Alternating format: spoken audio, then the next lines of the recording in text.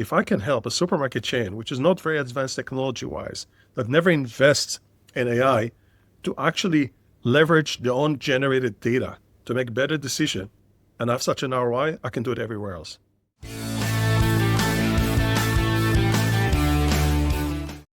Hey everyone, and welcome back to Slator Pod. So we want to continue to explore multilingual speech tech and AI. So we asked Amir Haramaty to join the podcast. So Amir is the co-founder and president of aiOla. So aiOla is a deep tech voice, speech, and conversational AI company. And I'll say a few more things about the company. So they work on enterprise workflows. The problem they tackle is, standard speech tech fails in real business environments, and we really want to talk about that challenge. And so they focus on must-have industries like food, pharma, logistics, energy, semiconductors, and I'm sure Amir is going to tell us a lot more. So Amir, thanks so much for joining today. Thank you, Florian. Thank you for having me. Where in the world are you recording this from today? It's challenging because I was in Frankfurt yesterday, Madrid the day before. I'm actually in Tel Aviv today. And I'll be back in Europe on Sunday. But, especially now when speech is no longer a secret, it seems like it's one of the hottest topics, and I cannot run fast enough. 100%. Yeah, that's why we also wanted to get you on the podcast. And I have to confess, I listened to a few of your podcasts, and super interesting. So I'm very excited to get this podcast on the road today. So first, what does aiOla stand for? Actually, aiOla is AI operating layer. That's what it stands for. AI operating layer. What a great name. So take us back to the time first before aiOla. You worked with and founded like multiple AI and data focused ventures before. So just kind of tell us the trajectory, where this came from, and then also the company in a nutshell, where the idea motivation originated. Absolutely. So some may claim that I'm a serial entrepreneur. I don't like that word anymore. I think it's been washed down completely. The way I like to define myself as a serial problem solver is to find a real problem, build an incredible team, bring amazing technology that can generate value. That's a simple blueprint. Been lucky enough to do it now for the sixth time.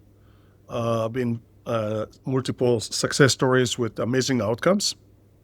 The last one got me deep into AI 10 years ago, long before A and I became the most used and abused letters in the English language at present time. And actually, with my previous company, we were the AI platform of choice of one of the leading management consulting company globally, where I had this privilege to be with them, to serve with them in about more than triple-digit number of engagements with Fortune 1000, which is a rare privilege to have a courtside seat, if you will, to see what's working, what's not working, what the big promise of AI is making traditional enterprises. And I cannot sugarcoat it. It was not a pretty sight. Many takeaways from that, but the three main ones is the fact that with everything that happened with AI, which is incredible, I think collectively we got a bit confused. AI tools are amazing, but despite the fact that AI is still just tools, which really polarized and emphasized the fact it's no longer an AI challenge, it's truly a data challenge, because the majority of data is still not part of the game because it's uncaptured and unstructured. We built this incredible monster, the AI tools, we need to feed them. So the challenge right now is absolutely data challenge. Now, there are very few things that people hate more than entering data. Data entry is a chore. They treat it as such. Therefore, it's reflected in a quality, quantity, timing. And therefore Zurich, we got a challenge. We got a problem here. It's all about data. Most of the data is still not part of the game. Data entry is a challenge. So how can we fix that? And then speech is the most natural form of communication. It's 3 times faster than anything else. Actually, in 1/3 of the time, you capture in 3x amount of data. And eventually, any human-machine interface will be voice first. There's no question in my mind. However, when you put in a real setting, and real-world setting, the combination of languages, accents, challenging acoustic environment, because we are not working in a lab. It can be a production floor or a busy airport. And above all, we learned, Florian, that every industry, in every company, in every location has a very specific jargon. That in all fairness, there's no ASR, automatic speech recognition platform, off the shelf that was built to handle it. Hence, the biggest challenge when you put the concept, I would love to use voice, but the setting of language, accent, acoustic environment, and jargon, the performance is subpar and unacceptable. So first, we view it as a triple challenge. One, how can we get it to be close to 100% in those settings? Even when we do so, we're not interested to be a passive listener or anything like that. We actually want to automatically separate the noise from the signal, the wheat from the chaff, or whatever you want to call it, but to be able to extract only what's relevant for that specific process or workflow. And specifically, by the way, with all the ultra sensitivity and rightly so to privacy, it's like, I'm going to take the data that you want to share with me, only when you share with me, and I'll know automatically how to clean, the chit chat from the key data point I want to extract. So one is accuracy, two is separating the noise from the signal, and third, I think is the most important one, we're not talking about speech to text. We're not speaking about speech to transcription. Speech for us is highly unstructured data that we turn into highly structured data. So it's speech to data, speech to schema, speech to workflow. And that's the vision we had in mind when we initiated aiOla. And actually, I do many things well, but I'm not a speech expert. And I wanted to get some stamp of approval. We're in the right direction. So I was searching for one of the best experts in the world to give me that blessing.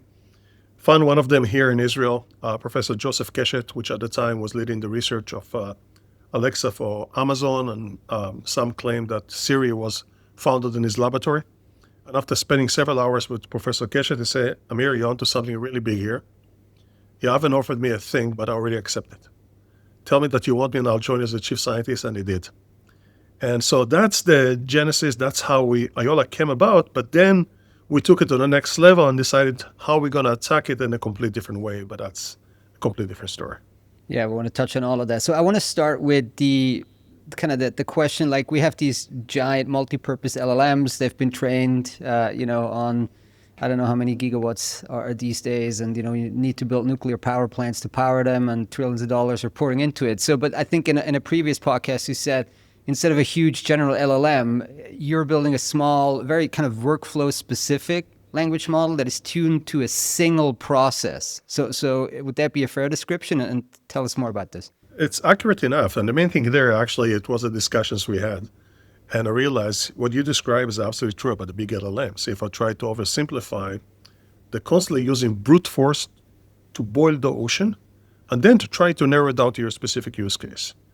And we were talking to say, why do we need to boil the ocean in order to make coffee? All we need is that much water. With that process in mind, think about, and it's a real use case, by the way, a chicken nuggets manufacturer for one of the largest chains, global chains with golden arches worldwide. I cannot mention the name.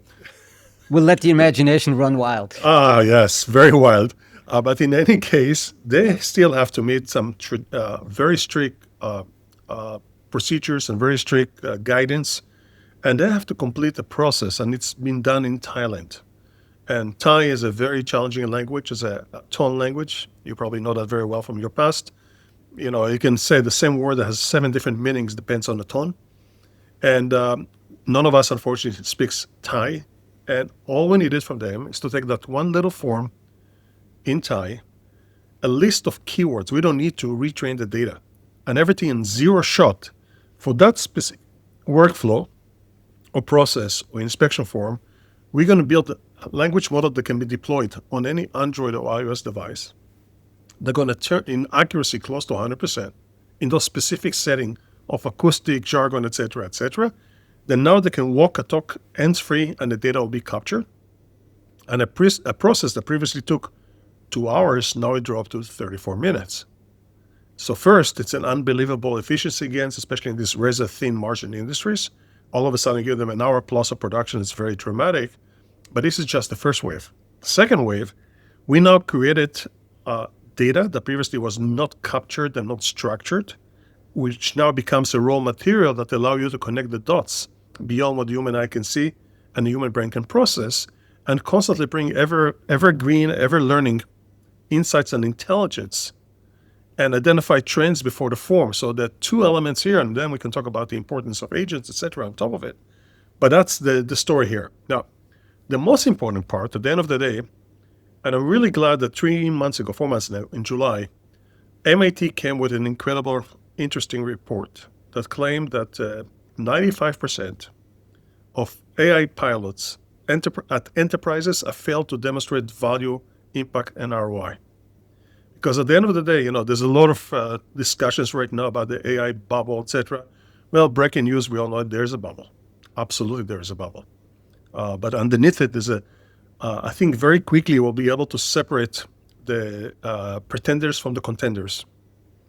And basically say at the end of the day, it doesn't matter how small or big you are, you still need to do more with less. How you demonstrate an ROI. Let me give you a very fresh example that starts, and I have multiple use cases.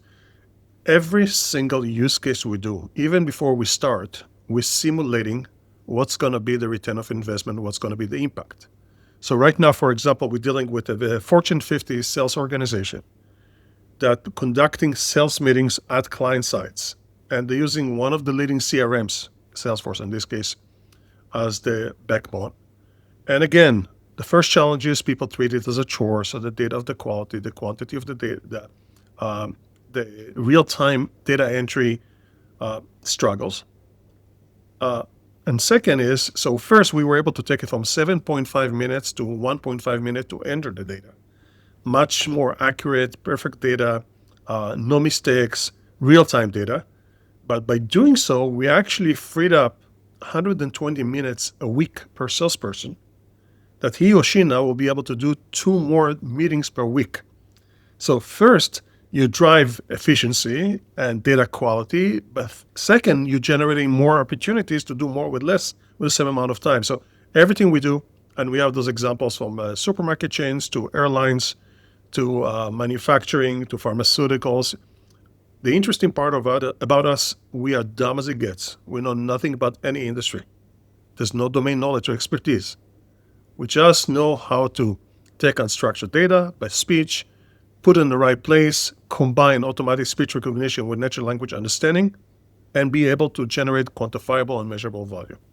In the industry, you're seeing, or you've in the past seen kind of most rapid adoption. The Salesforce example you gave would kind of be an outlier, right? Because you guys were really strong and focused on these kind of frontline environments, which is maybe what a lot of the kind of tech people typically wouldn't even think about and think of, right? So how did this come about? The Thai example is fascinating, right? This is not something somebody in, I don't know, Palo Alto would think of when they start coding. Absolutely right. And I think this is, people using big words like democratization, et cetera, of all this technology. And I love that part because at the end of the day, when you talk about frontline workers, we're talking about, Florian, we're talking about 2 billion frontline workers. That's the size of the market. It's huge. Yeah. Yes. And it doesn't matter if you're an oil rig in the middle of the North Sea, or you're doing it right now in the chicken nuggets factory in Thailand, or another example, we work in one of the largest jewelry manufacturer out of Hong Kong in China. And they're doing visual inspection, QA inspection of the parts. And an inspection that currently taking 175 seconds to view and write, by speech, it's going down to 30 seconds. So now you can do 5, 6x amount of pieces of jewelry in the same 3 minutes. So for us, at the end of the day, it's really the ability, and I love the fact that one of the things that I always talk about, with all due respect to the technology, and we are very proud of our technology, don't get me wrong, it's never about technology. It's about usage, about adoption, about the human factor. And at the end of the day, when I'm working right now with an airline baggage lady, that her job is to write the content of an orphan bag that arrives a day after you arrived, and now they're trying to match between you two, and she needs to go and write down a report. Now she opened the bag and she just describes it. Hoka shoes, deodorant, red spot, whatever. And the quote I got from that lady was, "This is changing my life." So the combination of the technology, efficiency, and all these elements, or a different example, I just came back from Germany. We're working with automotive. Yeah. And it's a very clean environment situation, robotics, and they have big screens where they're monitoring the shift. And then there's always something goes wrong, and there's always incident throughout the shift. They have to stay at the end of the shift to write a report about what went wrong. They hate it. They want to rush home. They'll do the bare minimum. Now we allow them to speak in real time during the shift. And My mother always told me, you have 2 ears and one mouth. Try to keep that proportion. And one thing which I learned, it's amazing what you're able to hear, Florian, if you're willing to listen. Now, if you give them a voice, they'll speak up. And once they'll speak up, it's amazing how much information you can extract out of it, how much data you can extract out of it.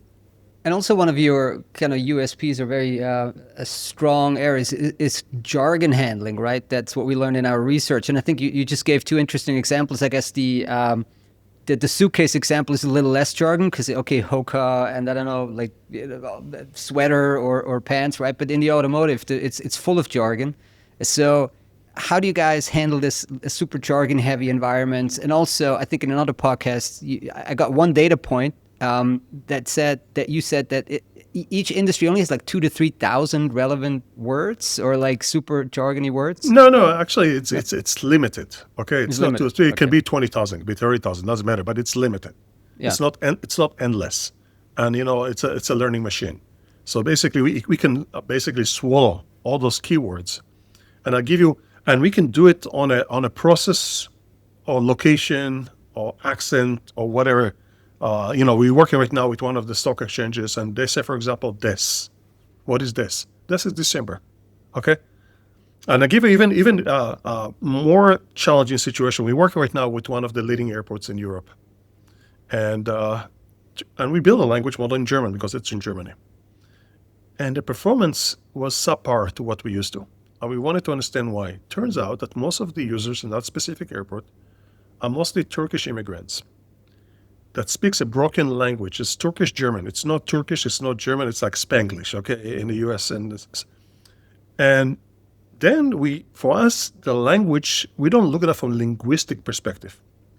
The language is just the carrier of the data on top. So we use I'm making it up right now for illustration purposes, only let's say instead of saying Guten Morgen, we say Guten Jorgen. The aiOla jargon engine identified jargon as a jargon word for Morgen. So even though we build now a language model for a language that doesn't exist linguistically, because we understand how to identify the keywords that we need to extract out of that carrier, just happen to be, in this case, Turkish German. Okay, that's fascinating. I mean, that's so niche. Like, okay, airport, specific location, specific type of linguistic community almost for that specific task, right? And then you guys are going in, identifying that and making the model work. Wow, okay. How replicatable would this be? I mean, okay, you fix it for the German airport, but then would this kind of relatively easily scale across all of the airports and all of the workforces? Or two separate things here. One, again, is to identify the use cases where we make the biggest impact in the shortest period of time with minimum obstacle possible. Like to give you an example, baggage is great, but for example, safety for airlines and airports, it's paramount. It's super critical. And actually, it's a culture thing. We're turning every single employee within that company or specific airline or specific airport to safety ambassadors. So incident reporting and time for resolution shrunk significantly. So, this is a use case. Forget about the languages and accent for a second. Yeah. The key here, and it's a big challenge, is all the big LLM, all the big players you mentioned, 11 Labs, DeepGram, Assembly, all those guys, Whisper, OpenAIs, they'll give you a plain vanilla. Here's an API. Good luck, Florian. We're saying that's going to take you that far. It's going to hit the ceiling when it comes to jargon, to keywords, all these things we talked about a minute ago. Our ability, I don't know if you like truffle, tartufo, okay? An omelet is just an omelet until you put truffle on top. We are the tartufo, okay? So it's good one. Good one. Okay? Especially when I like it. Some people feel it too strong, okay? But for me, that's the point here. Now, it's not sustainable and it's not scalable unless you're able to do that automatically. And the ability to tailor the nuance for a specific form or workflow or inspection is really the art that we generated that's directly linked to return of investment. We're not necessarily selling it to CIOs. Our biggest friends are the CFOs and CEOs and COOs because it allows them to do that, to do more with less. The second part, going back to those exotic, type of processes that's far away from Palo Alto, in a way, I feel like we fast track and skip generations because everybody now, When we started the project with the the grocery chain, it's in Canada, and French Canadian is a very interesting language to start with. When we succeeded, I got a call from the CEO, and he said, Amir, for 3 years, and it's a $25 billion company. Yeah. For 3 years, every board meeting started with a question, say, Mr. CEO, what are you doing in AI?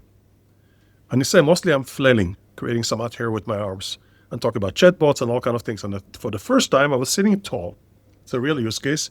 They have to inspect the temperature of the meat or the consumable goods inside the refrigerator, not the refrigerator, and report in real time. Say on a single process like this, with first 600 stores, they saved 110,000 hours that went directly to EBITDA. The ROI is 5x. And in addition, now it's not waiting for the goods to go bad and then try to investigate what happened. Actually, if the temperature is above the threshold, it's automatic alert, allow them to be proactive. And this is a 2% margin industry. And Frank Sinatra sang about New York, if I can make it here, I can make it anywhere. And I realized if I can help a supermarket chain, which is not very advanced technology-wise, that never invests in AI, to actually leverage their own generated data to make better decision and have such an ROI, I can do it everywhere else.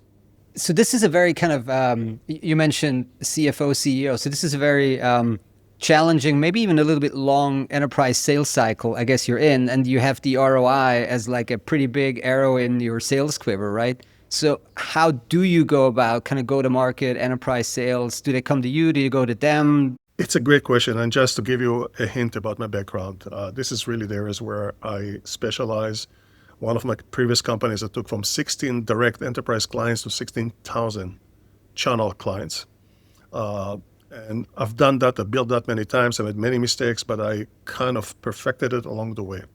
Several things here. The biggest challenge was when we started is like, why speech? Okay, and then when you start, it's not like, oh, I need to have a speech solution and I budget it and I'm looking for the best solution. That's not the case. The first, why speech? And I do it normally to get them excited, to fuel their imagination and demonstrate the art of the possible. That normally leads to what we call a whiteboard session, where they start to throw ideas. And I try to navigate them to find areas where we can make the biggest impact at the shortest period of time with minimum obstacle possible. Now, once I've done it and I've validated it, I realize the market is huge, but there's no time to spend. So I believe that this is connected to what we just announced about our UST collaboration. It ties in very nicely in a minute. We realize that once we prove it, we don't have the domain expertise, but there's a lot of professional services or digital transformation companies that their job is to do exactly right. And they realize, by the way, I went to the largest of them. It's a 900,000 person gorilla. And I tried to talk about what we're doing here. And I got a cold reaction initially. And I asked them, may I go to the whiteboard and write something? And I said, sure. And I wrote WBYH, WBYT. Said, that's in Hebrew? I said, no. It's what brought you here will not bring you there. Yeah. And their playground is changing. Their sandbox is changing. So what we are doing right now, we partner with UST. UST is an amazing organization, 30,000 people strong, very agile. And among other things, by the way, they have their own Salesforce practice, their big system integrated to Salesforce, to take just what we have done right now for this Fortune 50 company, go get them and replicate it at scale. Now, by doing so, we also writing existing engagements there with clients where aiOla is a simple add-on. So that's shortening significantly the sales cycle. So we partner with them, we partner with Salesforce, we partner with NVIDIA. I don't know if you've seen it, but one of the biggest tech events globally is NVIDIA's GTC. GTC is Global Technology Conference. And June, Paris, Jensen got on stage and basically gave his keynote. And unprovoked, he was talking about how aiOla is redefining the world by spoken data. So we get into recognition, and we have a close partnership with NVIDIA and joint go-to-market. We have a close partnership with Salesforce. UST is an amazing addition. We have a collaboration agreement with Accenture. So by using those channels, we're now able to take it to the next level and scale. In addition, there are a lot of players that would like to benefit from our automatic speech recognition fused with natural language understanding capabilities. So now it's going to become an OEM player that basically white label our capability to do the data entry to their AI platform by speech. The UST is fascinating. So I don't think a lot of our listeners will be familiar with UST. So can you just tell a bit more about UST? I understand now what you're saying. So you're saying UST consulting, advisory, they're going out, they're using it in kind of real life use cases. You're coming in, it's like a giant kind of channel partner / lead generation. But tell the listeners a bit more about UST, because we just had Capgemini on the podcast a couple of weeks ago. They were talking about a product they were doing internally. But in your case, you're doing the product and they're the partner. Absolutely. So first of all, with my experience with one of the leading management consultants in the space, I know the space very, very well. And I like UST a lot because UST is not the 900,000, it's only 30,000, okay? Only 30,000. Only 30,000. But I like them a lot. They call themselves the largest private-owned digital transformation company. Okay, they have very serious backers. The biggest shareholders is Temasek from Singapore. So very, very serious backers behind them. But what really got my attention is two things. One, I met their leadership, starting from Krishna, the CEO, and Manu, the president, and the entire team around them. And they're very progressive in their thinking, but they are not the big aircraft carrier. They can be a speedboat. 30,000 people, agility, but it's 30,000 versus much larger.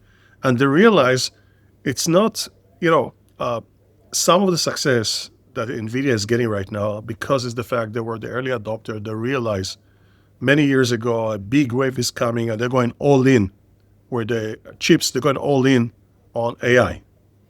And $5 trillion later, or $5.5 trillion later, they prove it. So the key there for early adopters or pack leaders is not the size where you are where you start. It's your ability to identify opportunities and go all in. Second, we started to collaborate with them, and then they realized that there's a clear synergy here. While they are the trusted advisors for digital transformation, they recognize the biggest challenge in all those AI projects is going back to the fundamentals of data challenge. And it's very easy to explain why speech, and arguably we solve it in a nice way. So for them, it gives them a clear differentiation when approaching their clients. It served their clear initiative to go after AI and transformation and big data. And for us, it gives us the scale that we lack to that partnership and shortly. So from that perspective, it's a win-win-win. First of all, our joint clients are getting the greatest value they can have. For them, it's a differentiation and something that fits perfectly to their strategy. And for us, the scale we will not be able to get on our own. Yeah, it's pretty smart move. I want to talk about one area, I guess, that's very close to a lot of the listeners of this podcast, which is the translation part, the multilingual part. So what we've been talking about now is speech to data to outcome, the insight to ROI, right? Correct. Now, the language translation part, does this figure anywhere on your roadmap? Is it relevant, or is it just, okay, just in, in brackets here. So is it just understanding like 100 languages as well, or training on 100 languages or understanding the jargon, or is the conversion, the translation part in any way relevant to you? Yeah, so basically we don't claim and we are not understanding 100 languages. We understand processes in those 100 languages, okay? So if you go deviate and start talking about, the weather or sports or politics or whatever, you're going to lose us. Or we're going to lose you, because we are so laser sharp. And that's the reason where we can do this automation of personalization, tailor for very narrow slice. Now, we have plenty of example. For example, working with United Airlines. And United, by the way, it's an amazing story by itself, because United realized the biggest asset they have is not the 1,047 aircraft they have, the largest fleet in the world. They realized the biggest asset is the data flies to the system that currently is uncaptured and unstructured, and we allow them to reshape now the future of travel by spoken data. So safety and compliance for them is super important. Now we have 42,000 people at United using that app, but they may use English and then shift to Spanish and then talk to a friend. I'll be able to translate everything which is relevant to safety and compliance with close to 100% accuracy, and they can see the different languages. We're actually, in a way, flattening the world. Think about hospitality, housekeeping, It could be modern day Tower of Babylon. People coming from all different, I don't care what language you speak, the data will come whatever target data or target language you want us to do. Got it. But the conversion part, like, it's not like people are using you for like just raw translation, raw speech translation. No, Correct. that wouldn't happen. Correct. We're Got not. We are aiming specifically to slice it per process, per workflow, per inspection, and we'll do that at perfection better than anybody else. Yeah, that's very, very, very interesting. Hey, so everybody's trying to hire AI talent as much as everybody's trying to get their hands on GPUs. So how is it to hire AI talent in today's environment for you? Like, how do you get engineers, people that know what they're doing? First of all, it's challenging. It's becoming more and more challenging. And, when a bubble takes place, it's, I don't know if you remember, but I don't know, a year ago, 2 years ago, nothing to do with AI yet. At least we experienced a shortage in DevOps. And it was very difficult to find DevOps, and a reasonable price was impossible. So the key there, because at the end of the day, I do believe that you have to find this balance between research and practical solution. So there are a lot of people that coming from academia that would love to dive deeper and deeper and deeper. And, if you look even on our website and look on the benchmarks, and you see we've been competition after competition after competition, we winning. It's not the accuracy Olympics, okay? But aiOla constantly is, even though the relatively small size of the team, we're leading the pack when it comes to unique technology. So what we learn is a friend, bring a friend, bring a friend, bring a friend, and creating a community. And so far, mostly that's the way we got people that easily could find jobs in bigger and richer companies. But I think more than anything else is culture eats strategy for breakfast. And to get people to be part of something which is bigger than ourselves, solving a major issue, doing something that drives impact on a daily basis. And, one of the compliments I got from my mother was I was interviewed on a TV program last week, and I explained, what are we doing? And she's 84.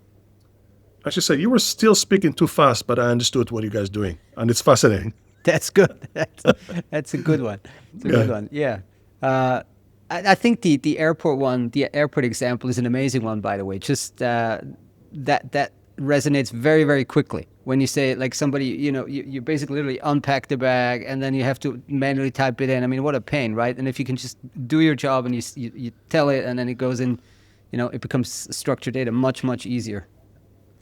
So I also want to talk a little bit about the roadmap for 2026. I mean, how do you decide what to build, what to not build, which technologies to build in-house? Where do you want to, use a lot of the existing technology that's out there? So tell me a bit more about that. Yeah. So the main thing there, again, is it's very tempting when you're very good in research to continue to go deeper and deeper and deeper. And you need to find that balance. Yeah. This is good enough, okay? Now we make it a product, something you can take at scale. So the biggest challenge for us, first of all, and we're working on it and we're getting there, is now that we validated the technology, check. First, we build the technology and we validate it with clients across verticals and languages and demonstrate ROI is how to build this scale machine that can take it to the fullest potential, number one. Number two, there's a lot of excitement about what's coming up next. So one of the areas we're looking at is PLG. Product-led growth, meaning having a platform that allow any developer to get access to aiOla and with low touch, no touch, be able to get all the firepower that we have to their benefit, almost in a automatic way. And now it's the two more elements. One of them is vibe coding. Can you imagine vibe coding by speech? That would be something for me. That would be great for me. I want to vibe code by speech. I think most of us, to be honest, again, if you can do vibe coding by speech, which leads to the next point, Jensen, which we learned to respect everything he says, claims that AI agents are going to be multi-trillion-dollar opportunity. Okay, and he's arguably absolutely right. However, guess what? Even AI agents need to be prompt. And speech is still the most natural form of communication. And you're going to stumble to the same fundamental challenges we already solved. So now try to imagine, first of all, doing prompting to agents by speech. Second, agents are always going to go as far as the data underneath. and we arguably generating data, high quality data, full of Tartufo that previously was uncaptured and unstructured, that allows agents to go way beyond what we imagine even feasible.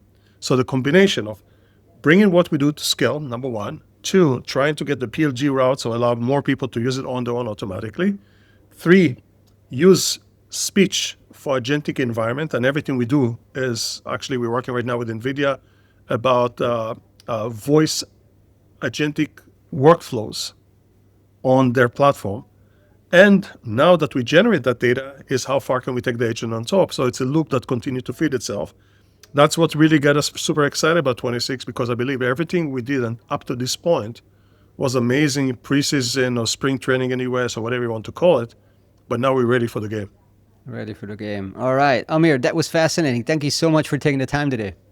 Pleasure. I really enjoyed it. Thank you, Florian.